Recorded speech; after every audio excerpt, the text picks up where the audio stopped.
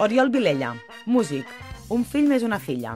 Ara tocant a Misterio Funk, Madre Tomasa, Lluís Cartes i Oriol Miga Funky Team.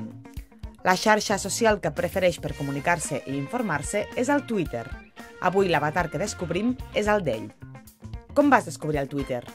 Twitter va ser molt casual perquè jo escolto RAC1 i el Joan Ganyet un dia va dir que parla de tecnologies i d'internet, va comentar que s'havia acabat de crear aquesta xarxa als Estats Units. I jo vaig entendre que era una xarxa que tu et comunicaves amb la gent més propera, no? I llavors jo vaig entendre que era una xarxa que si tu posaves surto de casa, la teva dona veia que sorties de casa i llavors hi havia una manera de tenir un contacte proper amb els teus. I em vaig fer un compte per mi i un per la meva dona. Però després vaig veure que la xarxa ha anat cap a una altra banda. Jo em vaig fer Twitter al cap de 6 mesos que sortís el Twitter realment als Estats Units, des del 2007 que el tinc. Recordes el teu primer tuit? El primer tuit va ser provant i després vaig entrar al de la meva dona i vaig veure que funcionava i vaig escriure amb el seva això funciona. Això va ser el primer que vaig escriure. Amb quin dispositiu tuiteges? Ara amb l'iPhone, però vaig estar molts anys tuitejant amb l'ordinador. Quin tipus de perfils t'agrada seguir? A mi m'agrada segueixo a gent que publica notícies musicals, segueixo uns quants blogs de música. No em facis dir els noms perquè realment no els tinc al cap, però bueno, això una mica, si investigues, quan fas búsqueda de gent a qui pots seguir, poses música, veuràs que hi ha gent molt interessant. Segueixo el Rolling Stone, no el grup, sinó la revista. Segueixo el New Musical Express, que és una revista anglesa també. Llavors això normalment et porten links, que llavors vas a la pàgina de la revista i t'assabentes ben bé de la notícia. Què t'ha fet descobrir un tuit? No, a veure, el Twitter m'ha servit per saber moltes morts de músics.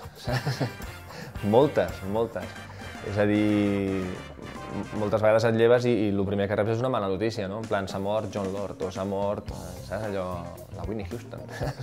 La política catalana, el Barça, la música, amb què et quedes?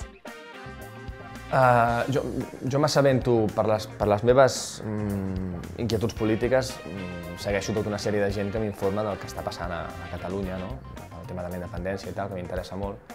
I després, un altre tipus de línia que segueixo és aquesta que et deia, no? La de la música, una mica...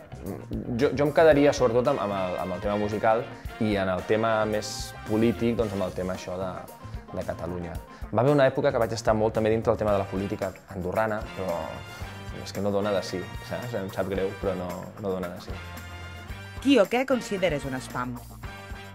Jo considero un spam la gent que tuiteja que se'n va a esmorzar o la gent que tuiteja que plou.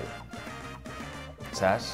L'altre dia, per exemple, posaré una cosa que no considero spam. És a dir, l'altre dia va sortir un arbre de Sant Martí preciós aquí a Andorra i van haver 3 o 4 tuiteros que van fer la foto i van tuitejar. Això ho trobo preciós i super justificat.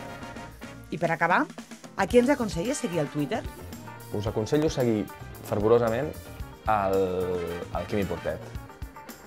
És molt divertit, Ell segueix amb el seu tarannà de filòsof surrealista i mira, just s'ha apagat ara l'ordinador, però estava escoltant el seu darrer disc i sempre és molt bo, o sigui, sempre les notes que posa sobre fets que estan passant o les converses que té amb altres usuaris és molt divertit.